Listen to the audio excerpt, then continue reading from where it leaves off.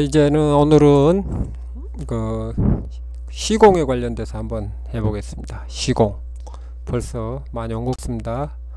자, 오늘은 구탄 시공 관리 전략. 시공은 사실 PMF에는 다루지 않는 분야죠. 시공 그만큼 어떤 전문적으로 어떤 별도로 시공팀에서 하기 때문에 PMP에서는 뭐 다루지 않고 프로큐먼트 정도까지 다룹니다. 그러면 시공에 대해서는 그 다음으로 한번 넘어가 보겠습니다. 자, 첫 번째, 조직 관리가 철저한가. 자, 시공이 옛날 군대처럼 위험해요. 뭐가 위에서 떨어지면 맞으면 어떻게 돼요? 갈 수도 있습니다. 일부러 옛날에 싫은 사람이 지나갈 때 위에서 서포트를 하나 싹 떨어뜨려 가지고 겁을 줘 가지고 위에서 시겁을 해서 놀라기도 하고 이런 경우도 있고 그런 것 같아요. 그만큼 시공이 좀 어떤 위험한 작업을 하기 때문에 항상 조심해야 되고요. 옛날 그래서 군대처럼 좀 조인트도 맞을 옛날에는 그랬던 것 같지만 지금 그런 거 없겠죠. 그만큼 시공 관리를 철저히 해야 된다는 겁니다. 시공 입찰팀을 보유하고 있는가. 시공도 어떻게 보면은 입찰의 전문 분야가 필요한 것 같습니다. 옛날에는 시공의 입찰서 내용들이 많이 기술하고 이런 것들이 적었던 것 같아요. 그런데 요새 입찰서는 점점 뭔가 이렇게 전문성을 요하는 어떤 그런 내용들을 굉장히 많이 영어로 디스크라이브 해야 돼요. 써야 되다 보니까 어떤 그런 문서 작업을 잘하는 노가대 성향보다는 문서 작업에 강한 분들을 좀 시공 입찰팀에 잘 해서 어떤 그런 것들을 해야지. 이건 몰라요, PM이 하세요, 이런 경우 정말 힘듭니다. 그런 것들은 좀 시공팀에서 잘 할 수 있는 분으로 뽑아서 교육을 해야 됩니다. 시공 스케줄을 제어할 수 있는가. 아까 말했듯이 노가대 성향을 가지고 있다 보니까 이렇게 꼼꼼하게 스케줄도 대충 잘 알아요. 집 짓는 것도 집 짓는 방법은 잘 아는데 도대체 그게 며칠이나 걸리고 어디서부터 순서를 정확하게 가지고 이런 것들을 선후행 관계를 잘 따져가면서 어떤 그런 것들을 전체적인 어떤 스케줄을 볼 수 있는 능력을 좀 가진 분들이 부족하기도 하고, 시공도 워낙 분야가 다양하다 보니까 전기 시공 기술자면 전기 기계 개장 배관 토목 다 달라요. 그러다 보니까 이런 것들을 따로따로 다 봐야 되는데 그냥 적당하게 하고 넘어가는 경우가 있죠. 입찰이라고.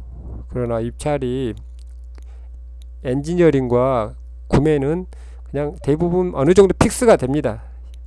모든 것들은 시공에 의해서 어떤 스케줄이 많이 달라져요. 그렇기 때문에 시공의 어떤 전략을 입찰 스케줄에 잘 반영하는 게 정말 중요한 것 같습니다. 상황에 따라서는 30개월이다 그러면은 시공팀이 시작하자마자 땅 파면서 바로 이제 나가야 될 수도 있어요.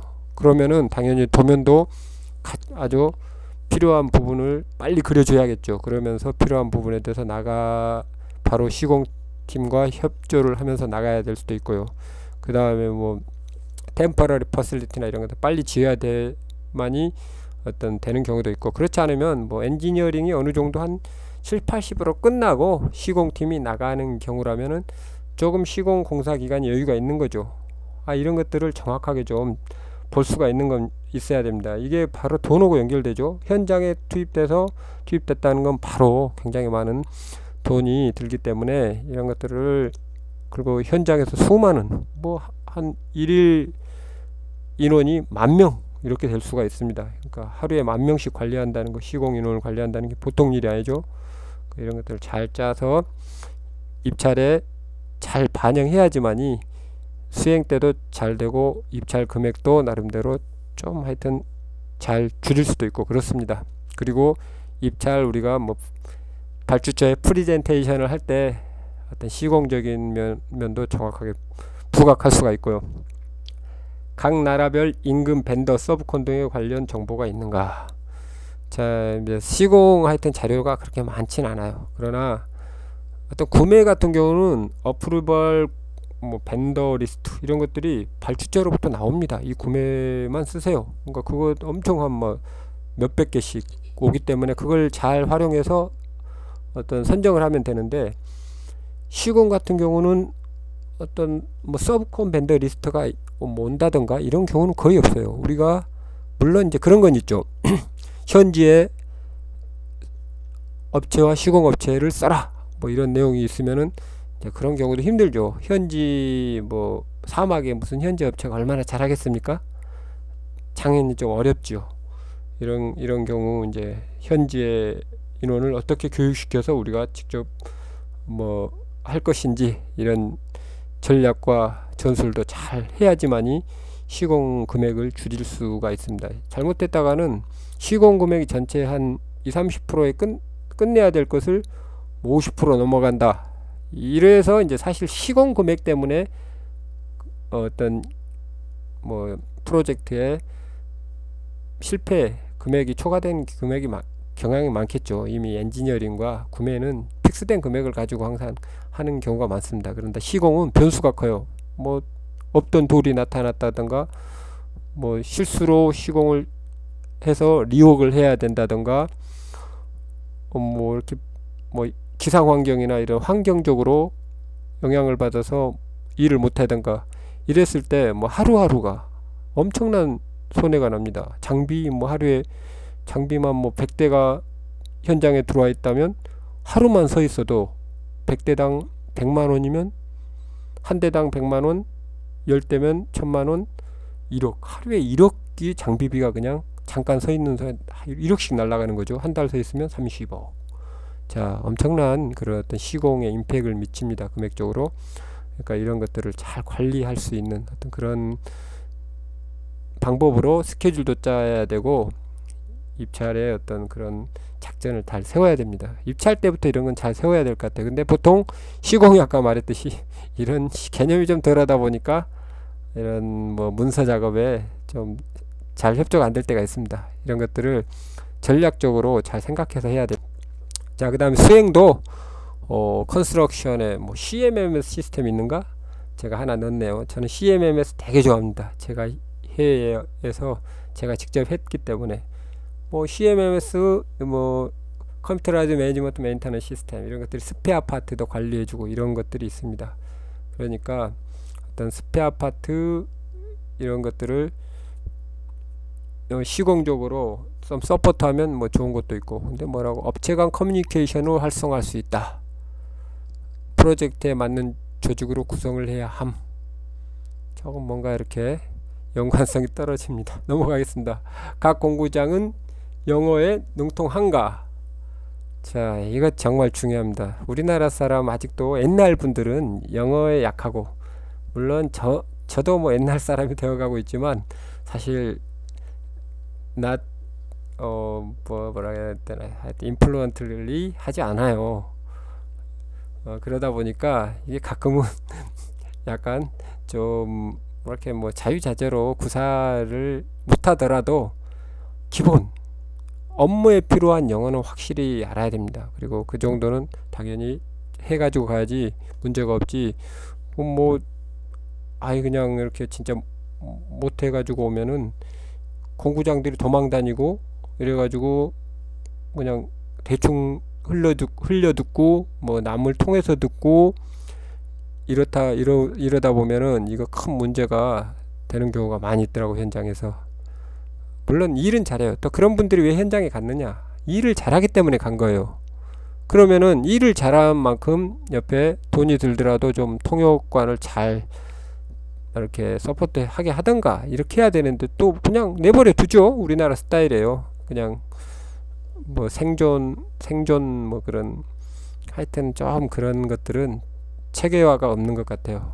일을 잘하지만 영어를 못하면 어떻게 돼요? 뭐 일을 어쨌든 그런 경우를 잘 커버할 수 있도록 하여튼 미리 교육도 다 시키고 딱 필요한 것만 하면 됩니다. 많은 영어를 할 필요 없어요. 딱 현장에서 필요한 영어만 한두 달 교육하면 누구나 다 잘할 수 있는 것 같아요. 근데 좀 맞춤 교육을 안 할 때가 있죠. 그러면 문제가 돼요. 시공 후 QC가 잘 이루어지는가?